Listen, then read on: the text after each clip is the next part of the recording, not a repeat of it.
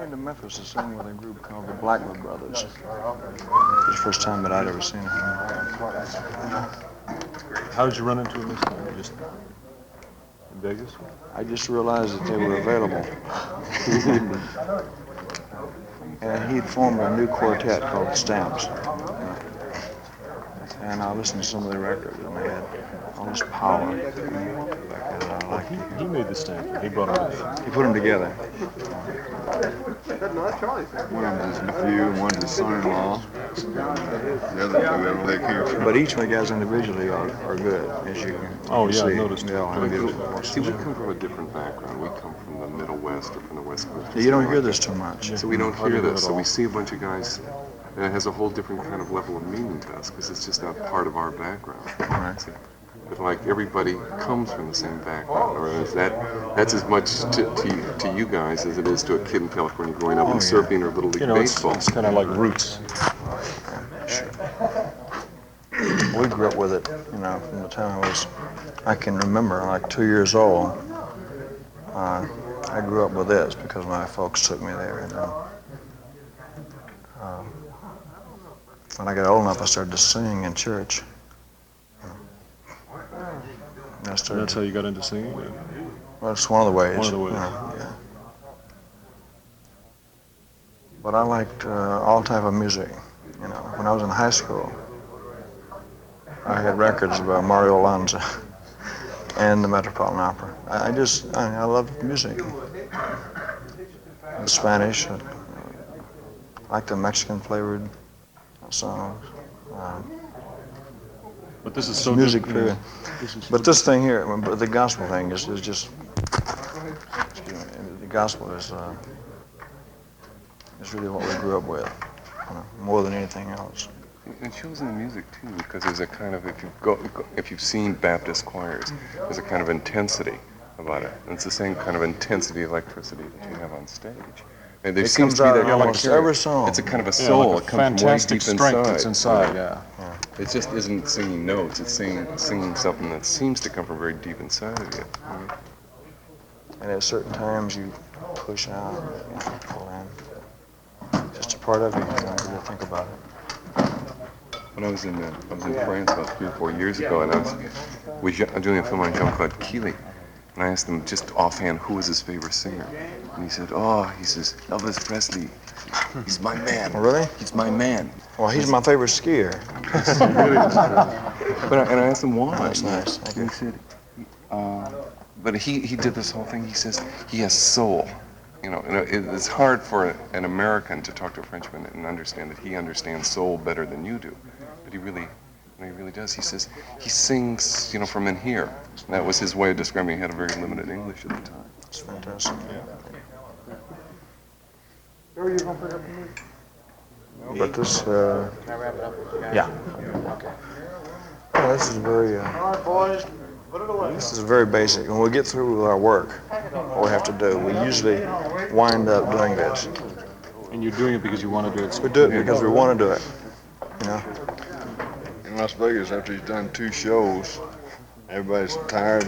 They're up in the suite singing all night till like 6, 7. We'll do 2 shows a lot of times, and we'll go upstairs and sing until daylight. Gospel songs. How do you do it? How do you? Not too often. When you're working every night there. I mean, what does it do for you? I mean, to get into this, is it like I think it more or less puts your mind at ease. It does mine. Because you've been really concentrating and everybody's been working out. So these things we know. It's like old friends. Right. And it puts your mind at ease. It takes you down and just levels Takes you things down off. to a level. Otherwise, you go out of here just, you couldn't sleep for, There's nothing wrong with it, but if you ended on a real fast up-tempo song or something, we leave the studio, nobody can sleep for hours. You're right though. When you leave the stage like a place like Vegas, you're really up. You're really, Sure. really flying. It takes at least 4 or 5 hours to even begin to unwind. And we usually wind up doing this type of stuff. Where have you found the guys? I mean, we know about JD, but like the other guys who are in the chorus, it seems like you've known them forever, just watching you around the piano and singing, like you're like real super old friends from a long, long time. Well, like I said, I knew JD from back when I was 15 years old, when he first came to Memphis to sing with a group called the Blackwood Brothers. And I was a big gospel music fan, so they would sing all night. And I would stay there all night, you know. And he had formed this new group himself a couple of years ago. And I just heard their records and put them together with the inspirations and everything else that we had. You know. Looked in the gutter in there. Looked in the gutter, man, and dug them out. And all of that's going on the stage. It's really. But then when you put it all together,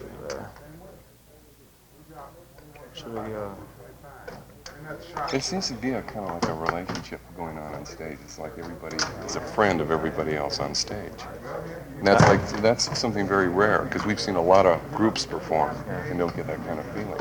I think it's because we enjoy it, you know, and we constantly enjoy it, which means that we do 2 shows a night for 5 weeks, but we never let it get old. Every song is like we do it for the first time, and that's one of the secrets, you know.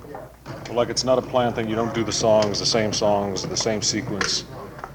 Not necessarily. Yeah, we can change them around, but even if we do the same songs, they're new, and the sound is you know, the feeling is there every time. It's a different feeling each time, right? It's a good feeling. We never let it down, because there's a new audience out there. Plus, we enjoy what we're doing. Well, Elvis communicates with us, really. I mean, you really do from the stage.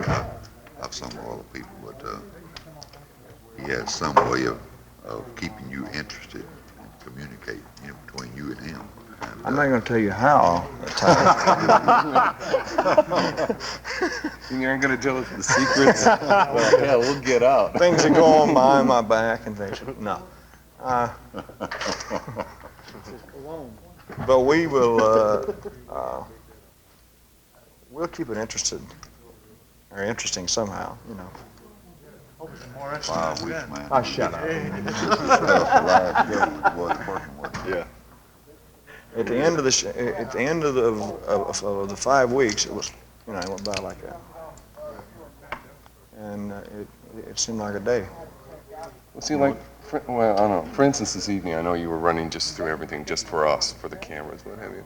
Which would seem like if you did the reverse on us and said, well, guys, just walk around with your cameras like you normally do in the concert, it'd be a drag to us, because it'd be hard for us to get up to that level. But what's hard for us to figure out is that you can turn it on here just like you do on the stage. Well, you know what's interesting about music and about all the people here, they find new sounds, you know, and they do things differently themselves.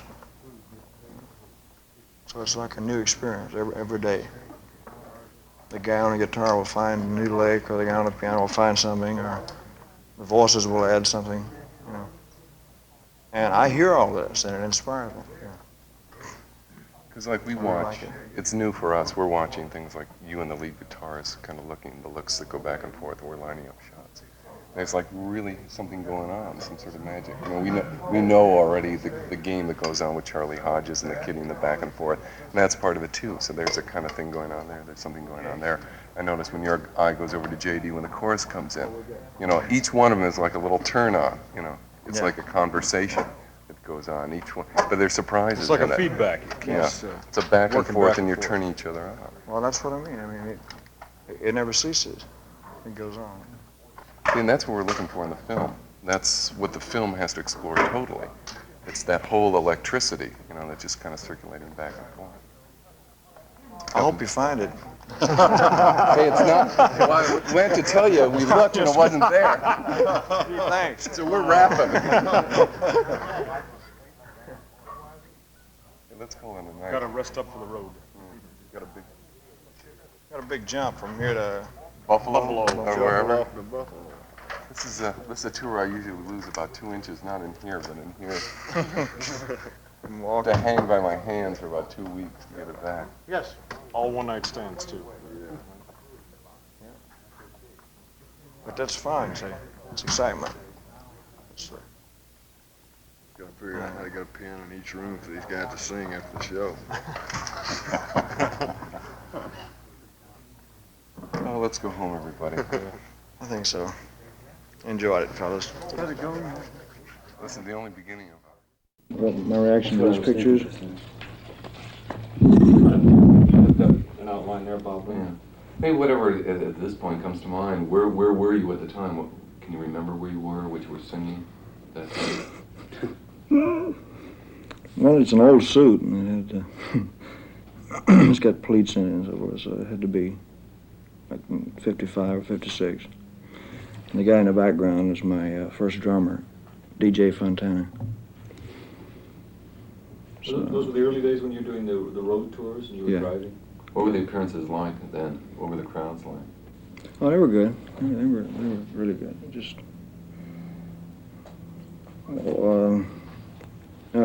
that's the same guitar that I use now. Same one. You had the same guitar all these years? You're kidding. Yeah. I remember another one that said Elvis Presley on it. It's kind of inlaid. Yeah, well, I have two, you know. I was in a nightclub one night, and this big fight broke out in this club. I had two guitars. I always keep one on the side in case I break the strings. And I remember thinking, I hope that nothing happens to that guitar. It's brand new. I heard a crunch, and this guy had stepped in it. Had it hanging on his foot, man. So I had to get a new one there. But as far as where these were, I don't know. You just had a small group with you in those days? Yeah, I had a lead guitar player, a bass player, not an electric bass, an upright bass, a guy named Bill Black, and the drummer. That was it. Were you doing one-nighters then? Mm-hmm. Doing one-nighters, and I was working in Shreveport, Louisiana. You know, that looks like a boom mic up there, so it might be one of the early TV shows. And on this one here, I think somebody goosed me or something. I see that hand back there. Yeah, the guy had a guitar on like that. What was your sound like in those days? How would you describe it? Well, it was good. It was good, you know, for then, I thought. The guys were good musicians. They were with me from the time I made the first record.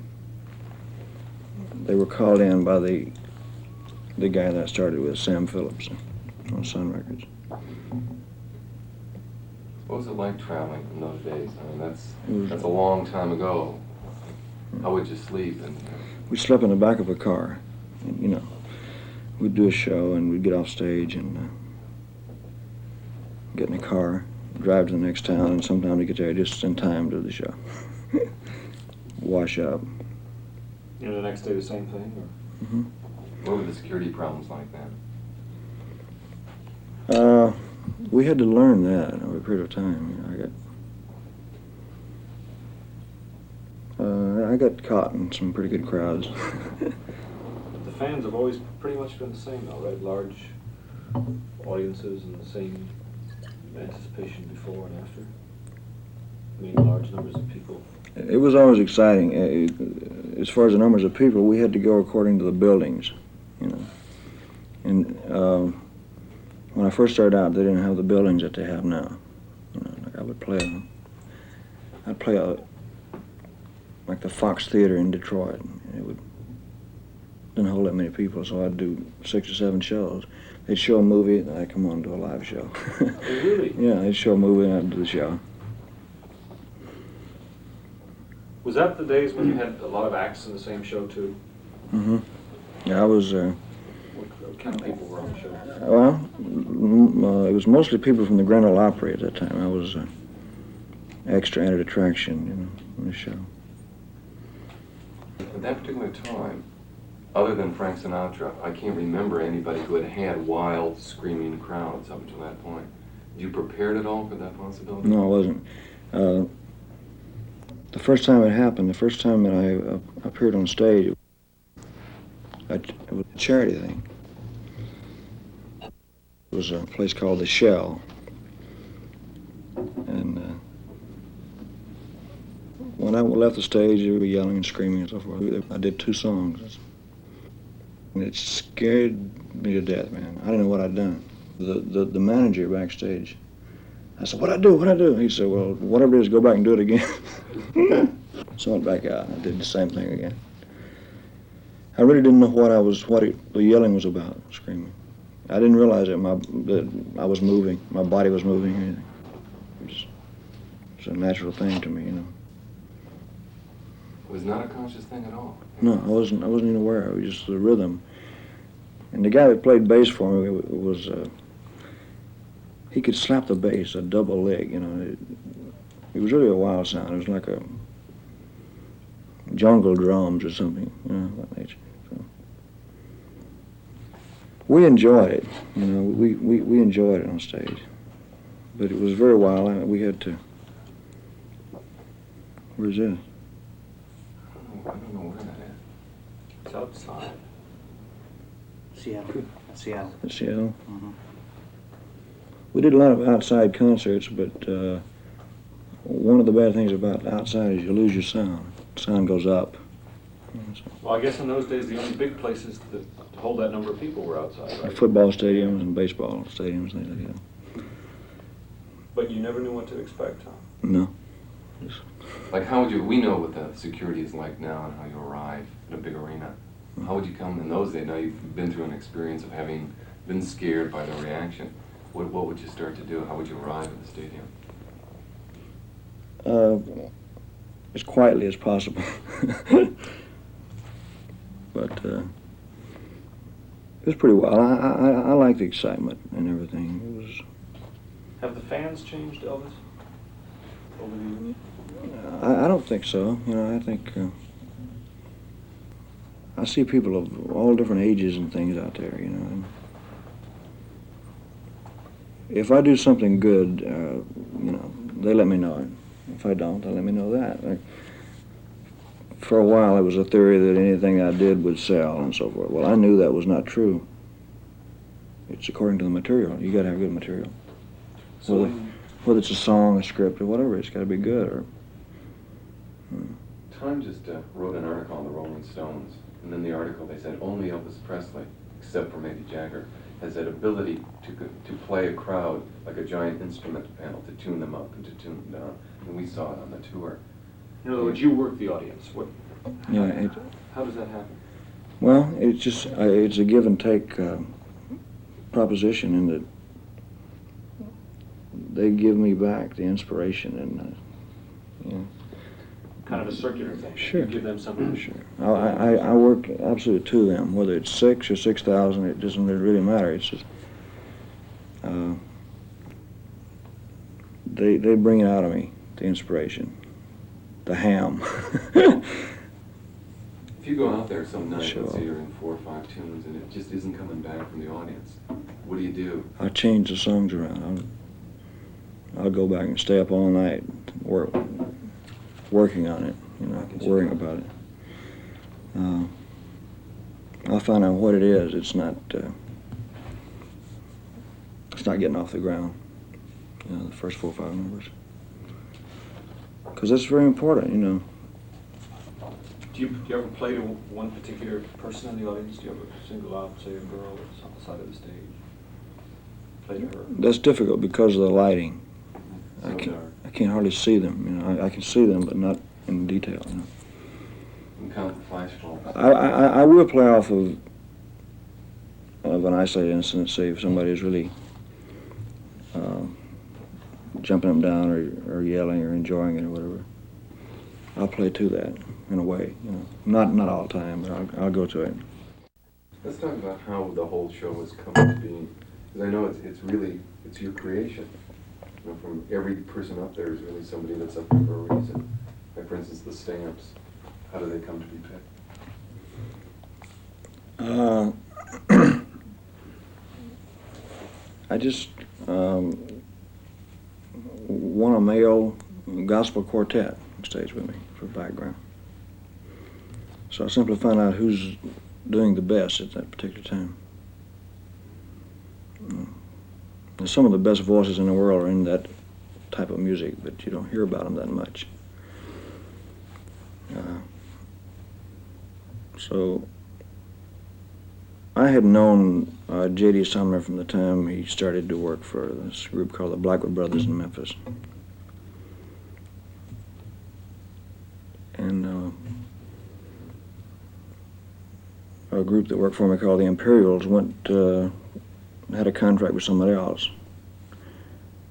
And when they left, I had to replace them, and so we called J.D. Sumner, and he told us about the Stamps, you know. It was a new group. They just put together the name of the Stamps has been around for years, but the groups have changed. And this was a new group that had just been put together. So they sent me some records of these guys, and I picked them on that basis.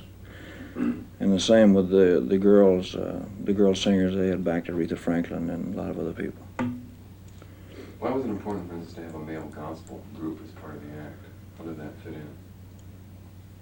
In other words, was there a certain feeling you were going after for your whole show? Yeah. I think one time. That plus, excuse me, Jerry, that plus, I wanted musicians that could play any type of music.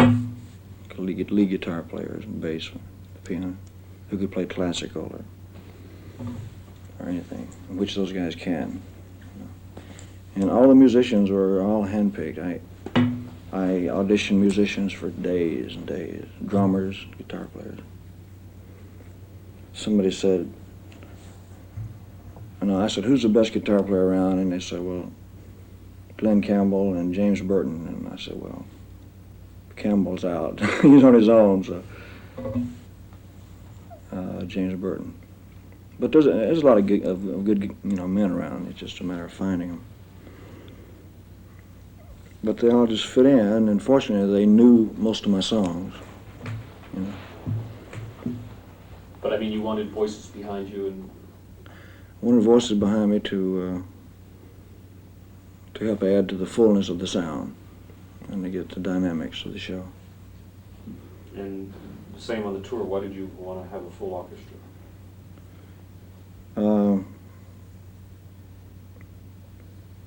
Because of the places being so big and everything, I wanted to fill the room up with sound as much as I could, with music. And a lot of records have been orchestrated. You mean like on arrangements like Bridge Over Troubled Water and American Trilogy? Yeah, you've got to have that bigness there. You've got to have the dynamics of sound. And I enjoy it. People wonder how I do it night after night or something. I really like it. I'm perfectly at home out there. I may lose 4 or 5 pounds a show easily, but I don't mind it. I've been doing it ever since I've been in this business. And how do the one-night stands feel? I mean, from city to city to city. Oh, that's exciting. Just traveling around and going to the shows and checking it and having them say, "Oh, I knew you from 50 years ago," and I wasn't around 50 years ago. Remember that piece of film that we saw today? What was it, 1968 or something like that? It's from the top 10 Outstanding Young Americans. 10 Outstanding Young Men Awards. Oh, Remember what you said? the JCs there? Very short. I was so nervous. And you made a speech then, right? Yeah, it's a different ball game when you're going out to sing and you're going out to make a speech. And I had nothing prepared. I was going to go out and just ad-lib it. But when I first started talking, my voice was so high.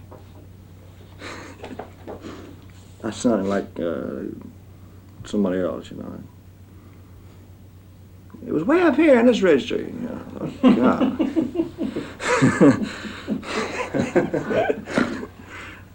I was really nervous. I don't know what I said. It's something about a song. I think I used it without a song the day we were in. Use Used lyrics that. from the song. You said something interesting leading into that. You said, when I was a kid, I used to read comic books. I was the hero in the comics. When I saw movies, I was the hero in the movies. And I was like, really beautiful, you know, again, the whole projection of being a hero. Suddenly, you've grown up, and you are a hero. Now there are kids sitting at home. You had the line, everything's happened to me 100 times over. Yeah. Is that what I said? It was very sincere. No, I. The point is that it was sincere. Yeah, I just. It was something only you could have said. It just came to me at the time. I didn't prepare it at all. Can I tell you guys I wrote that? Oh, you did. The secret to every great man is a good speechwriter. That's what you want us to say, right? No, they all know. But when you were a kid, is that how you identified with being a hero, by a comic book or by a newspaper? Oh, yeah, sure. Like, who were your heroes? Just any and everybody that did anything. Just it's the same today. You know, I watch people who excel in anything, whether it be sports. I'm not a golfer, but I watch the top golfers. Tennis players, the chess players. I admire anybody who can do anything of that nature. You know. When did you first feel that you wanted to be a singer? Did you have it? When I first realized I could sing, and, at about 2 years of age, I found myself singing. I mean, I was singing, and people would listen to me around the housing project where I lived. And as time went by, I was about 8 years old, and they entered me in a talent show. I wore glasses. Had no music, and I won. I think it was 5th place in this talent contest, this state talent contest. I got a whipping the same day. My mother whipped me for something. I wanted to ride. Destroyed my ego completely. But I would sing like in church, my mother and father. But you know, when I was about 10 years old, they gave me a choice between a guitar and a bicycle. So I took the guitar and watched people. I learned to play it a little bit. But I would never sing in public. I was very shy about it. You know. And in 11th grade in school, they entered me in another talent show. Nobody even knew I sang anything. I was singing around the apartment building where I lived. But they entered me in this talent show. Do what? The Colonel story. That's the Colonel sequel story? to this, yeah. I don't know. You guys came from. And your sideburns. Sideburns. There were some truck drivers, believe it or not, that drove big diesel trucks and so forth across country, and I don't know, they had scars on them. They were wild-looking guys. So I used to lay on the side of the road and watch these guys drive these trucks. And I just, when I was old enough to grow sideburns, I grew them. You know, I got criticized a lot for them, kicked off the football team and so forth. You were different than most of the kids then, right? I mean, you dressed differently, all. Well, I suppose so by normal standards, but it was just something I wanted to do. I wasn't trying to be better than anybody else. Let's go back to the 11th grade talent contest. What happened? Well, I wasn't, like I said, I wasn't popular in school. I wasn't dating anybody at that school.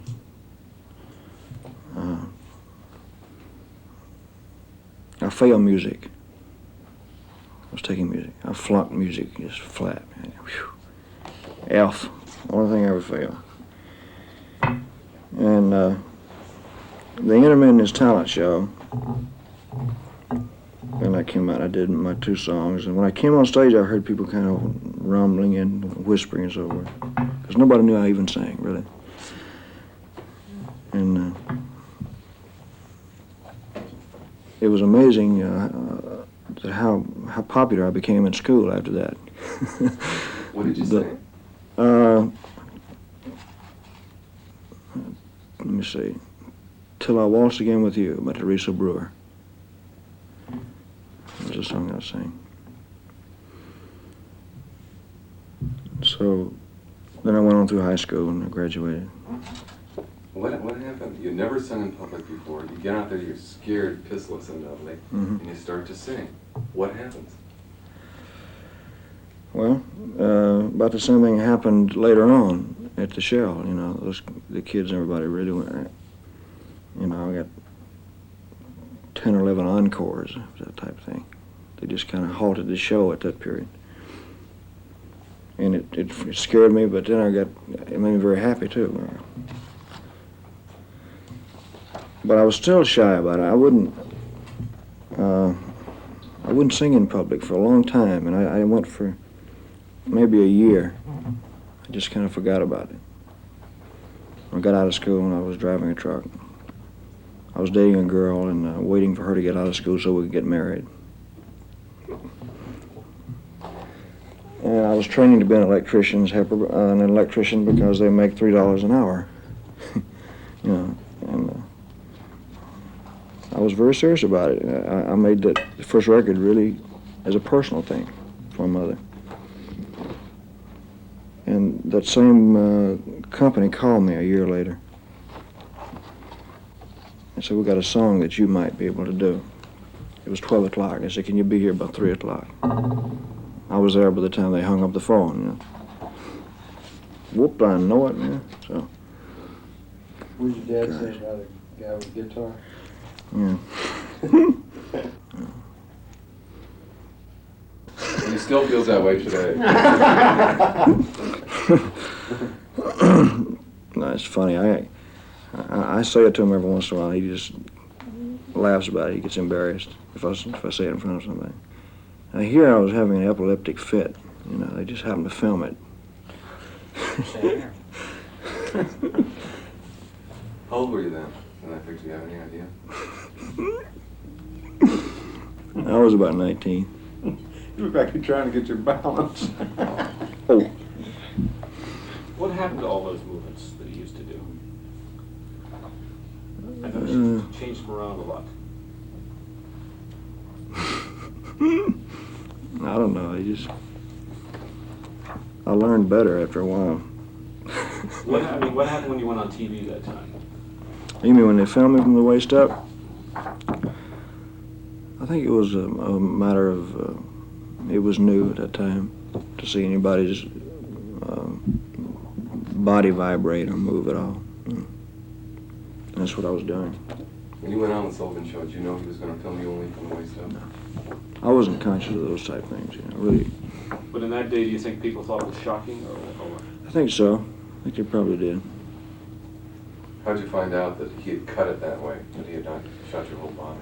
When I saw it,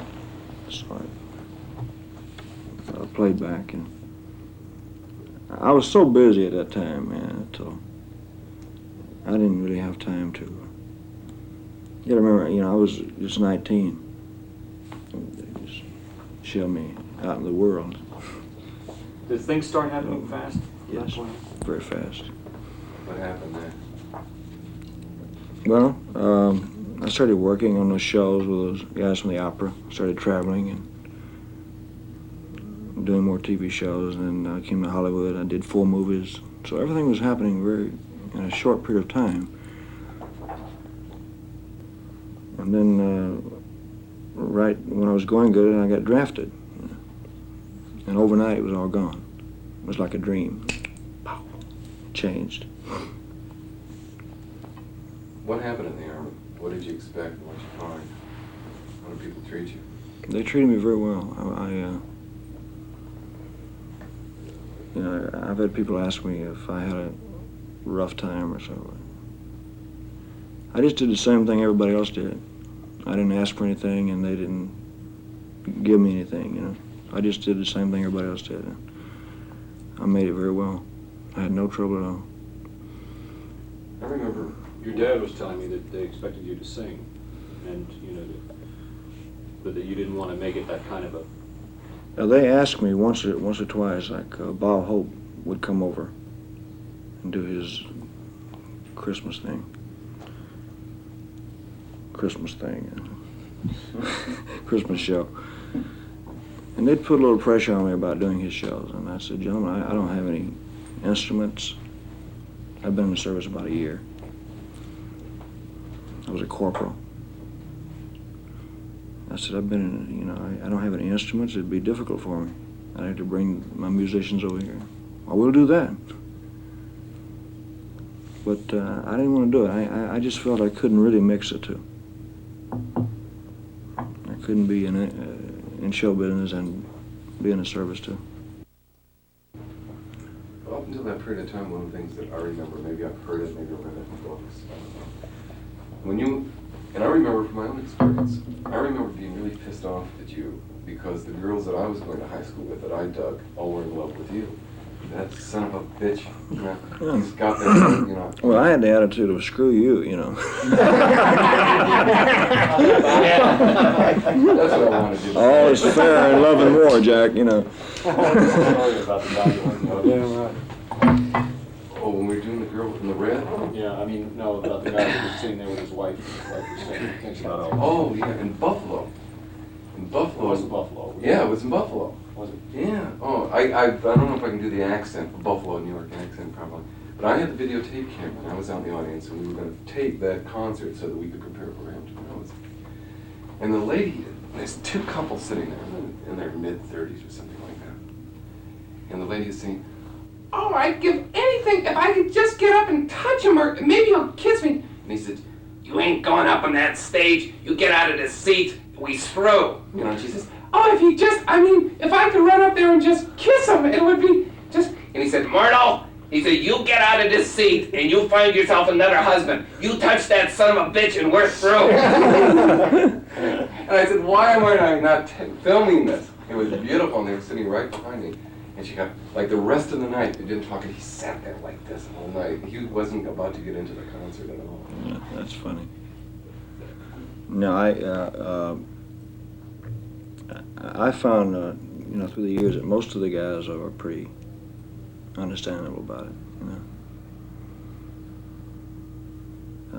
But you had gotten into some open hostility. Somebody had punched you or something one time.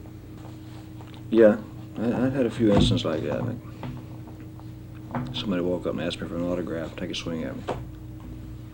But they realized that I fought back. And I didn't have any trouble like that from the time I got out of the service on. It was just those first few years I had to watch for it, I think maybe one of the things the Army did is it made you aware of the fact that you could just be accepted as a human being, as just another guy. Well, that's exactly what they did, And we were under wartime conditions in Germany, and I was in a tank corps, so we were up on the Russian zone most of the time, just on patrol. And the weather was bad. It was 10 degrees below zero, and I tried to keep my morale up and keep going, keep busy. Were you surprised the fact that suddenly you were just being accepted as another human being? I was pleased with it. The first few days, the guys just watched me, kind of watched me to see what I was doing, what I was going to do. When they saw I was doing the same thing that they were, just tried to come around and talk to them and ask me questions about what was it like to make a movie, stuff like that. I found myself in Germany, guys would get letters from home. The girl had gone with another guy. They'd come wake me up in the middle of the night. Ask me about it. Ask me to read the letter. I found myself advising these guys what to do. And I had a girlfriend too that was ding-a-ling, man. She'd run off with somebody else. But I didn't say anything about my own situation. I just kept it quiet. You had already made movies then by that. I had 4 movies. Yeah. I didn't realize that. Yeah. Long and short amount of time. Yeah. Love Me Tender, Loving You, Jailhouse Rock, and King Creole. Now you grow up looking at movies, and wherever you happen to go to movies, you see these heroes up on screen. Suddenly you're going to Hollywood. You're going to get to be one of them. What happened when you came to Hollywood? Well, by that time, I wasn't thinking along those lines. I didn't associate myself as being that. I was busy with a script. I had to memorize a script. It changed a lot of those things. It was a lot of work. Yeah, it was work. It was a job. I had to be there at a certain time in the morning and work a certain amount of hours, and that's exactly how I treated it. So I was more concerned about if the picture's any good or if I was any good, and it. There were a lot of action movies. There were always, when you were driving a car or you were Yeah. doing something A lot of people, there's like 32 movies that have gone through it one time or another. A lot of people say, I've heard say, oh, he doesn't give a shit, about his movies. He makes all those movies and they just kind of grind them out. I think I've heard the same criticism. I remember we were talking about Robert Hilbert. Like I don't know what he was looking at, but he says, Elvis, we know different. That's one of the things we want to accomplish in this film. Mm-hmm. He really cares about when he goes on stage. He really cares about the movies, good or bad. The point is that you care about those films. You care if they're not good. Yeah, I cared so much until I became physically ill. I would become violently ill. I'd get a temperature or something would happen to me. What would concern you at the time about the film? What would make you ill? The fact that I didn't, at a certain stage, I had no say-so in it. I didn't have final approval of the script, which means that I couldn't say this is not good for me, or whatever.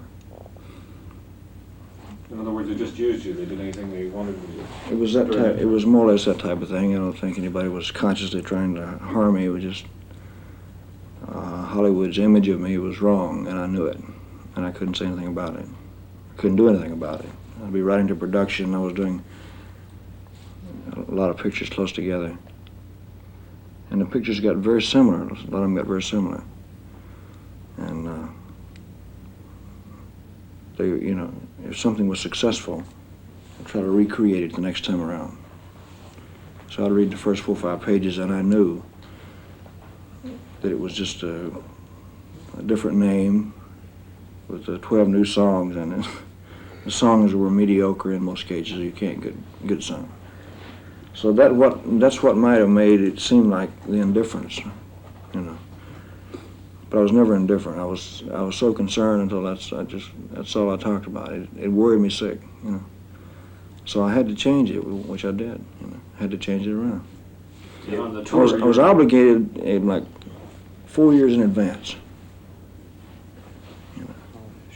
You're not going to remember things like the great dance sequence in Jailhouse Rock. Now, Jerry told me you choreographed it, your thing yourself. That's a beautiful sequence. Yeah. How did that come about? I mean, how did you get that kind of control? I just did it, and we had a choreographer that just more or less geared the dances off of what I did. But I don't know. It's nobody's fault, maybe except my own.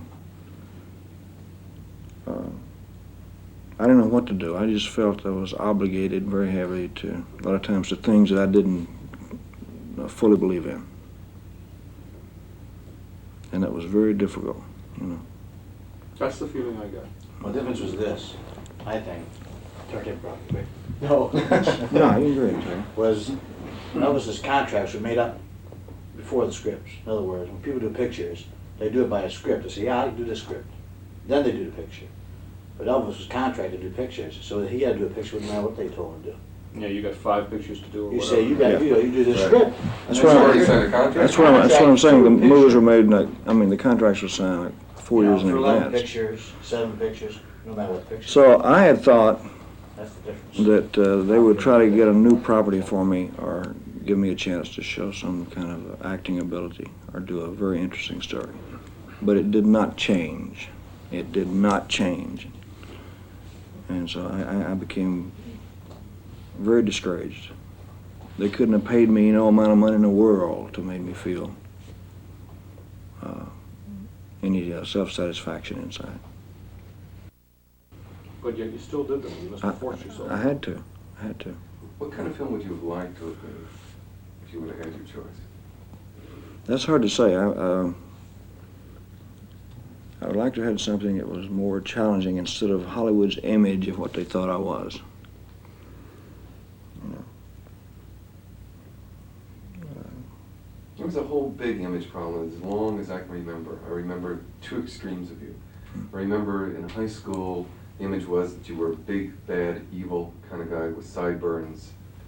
And yet in the movies, I saw a completely different kind of person. A guy who would rather sing than fight, as one person described it. Yeah. And it was just like, and yet there was no reality. Between those two extremes, I knew that there was another person. I think one of the first things I remembered about you is there's some strange distorted image here, which I can't figure out. And I was always used to dealing with people in a one-to-one relationship. And I'd see that image of you and I'd say, I wonder what he really thinks. I literally took it as long as I could. Physically, emotionally, everything. That's why when you get on stage, I think it comes out. it's honest, it's real, it's you. Well, it's like you said I tell you, about, like I told you before, I had a completely different image of you until I met you, until I saw you in the live performance. And I think a lot of people do. It's too bad the medium is like that. Well, no, you know, not all the movies were that bad. In between, I would do something that was entertaining to people, with just a pure entertainment nature. So, like Tickle Me or something like that, I would do. And they work well on television. A lot of people still watching. Sure. My sister is one. But it got to be a thing also of 10 to 12 songs in a movie. It was very difficult to get good material. And I know good material when I hear it. See. Songs had to fit situations. And I had to gear down to that particular thing, like sing to a dog. You know. it's hard to see a situation on a record. Remember this, on the Steve Allen show, they had you singing to a hound dog. Yeah. That's probably the best thing. Yeah, that was Steve Allen's humor. And, Actually, Steve, to me, it was about as funny as a crutch. Again, I had to do that. actually, we'll be sure. There you go. He's been one of the few people who've been really very helpful to us. We sent him a letter and said we'd like to get a tape of an early Elvis TV show. And we've been jerked around by it, Sullivan. And Alan wrote a letter right away, said, yes, I'd be happy to help, Yeah. whatever. And he sent one over this afternoon. We haven't looked at it yet. Well, he was all right. But he's a kind of a strange cornball. Now my voice is on that tape too. Right. What about some of the people that travel around with you, your friends? Can you tell us a little bit about them? Well, I could tell you a lot about them, but it would ruin them all. Oh, sure. No, I have to have people to work for me that handle the things of a personal nature. Personal travel, wardrobe, details, personal relations or public relations. I have to have people like that. And it's mostly people that I've known for years. And they know that they are representing me. So. People that you trust, then? Yeah. And.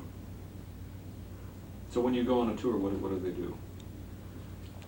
Well, they're all pretty well skilled in what they're doing. It's very important. The costume, the wardrobe has to be there, has to be in good shape. So there are people assigned to that. The security is all very well planned out in advance. And I have to have people with me for security.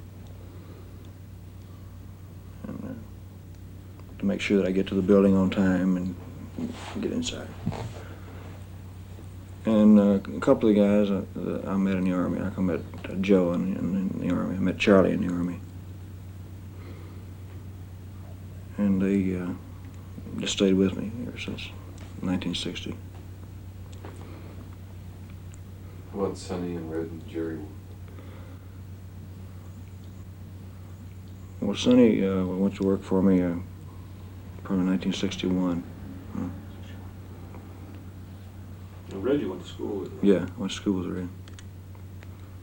So Red was with me in those early days when I was first traveling around. A lot of times just the two of us, you know.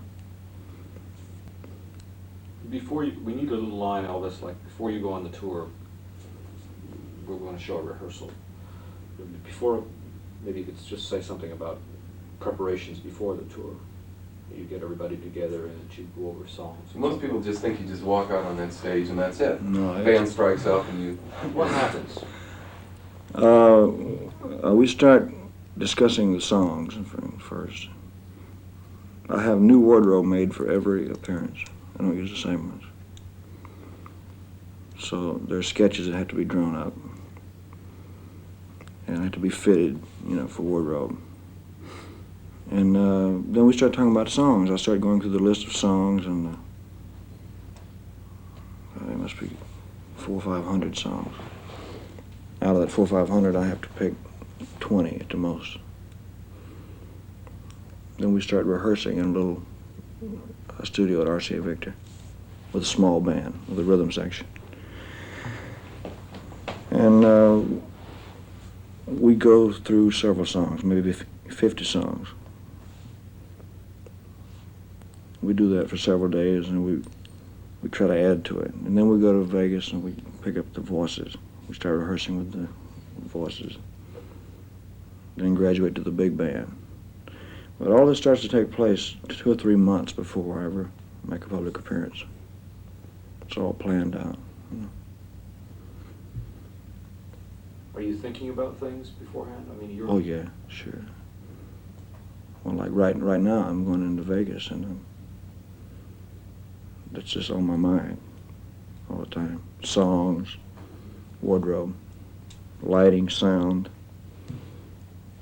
Everything's on my mind, you know. A lot of times you listen to the radio, hear a song, and you think, it's a good song for the show. It'd be a good stage song. I hear somebody else.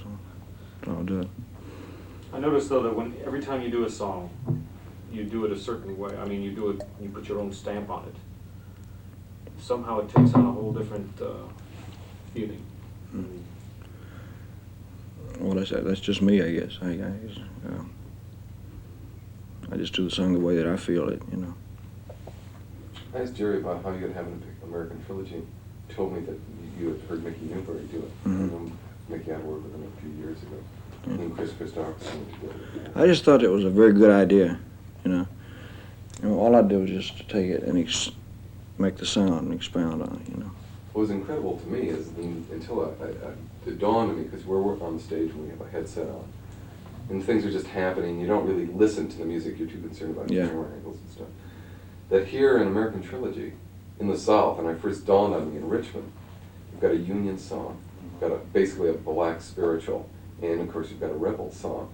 And yet that audience is responding from the very first note, and they're taking it all in as their music. And yet, you know, in reality, only one of the songs is really, really theirs. Yeah. Did you ever think about how they might or might not react to that? I didn't think about it until I did it on stage. There's one guy one night that had sat through my entire performance in the front stage, the front table, and he had on a cowboy hat. He sat through the entire show, man. There was no reaction much at all. So I started in a Dixie. He stood up and put his hat over his heart. That was it. He sat back down. You know. So just a few funny things would happen. I'd do the song in certain areas, and he'd stand up. I'd start doing the other song, he'd sit back down. It was funny. But I've had a lot of good reaction with it. When's the first time you ever did it? Did you do it in the South? Do you remember where you did it? No, I did it in Vegas. Vegas, yeah. Last night, Vegas. We broke it in. Maybe we ought to break. Yeah, I think so. It's, Okay. it's a little warm in here. Yeah.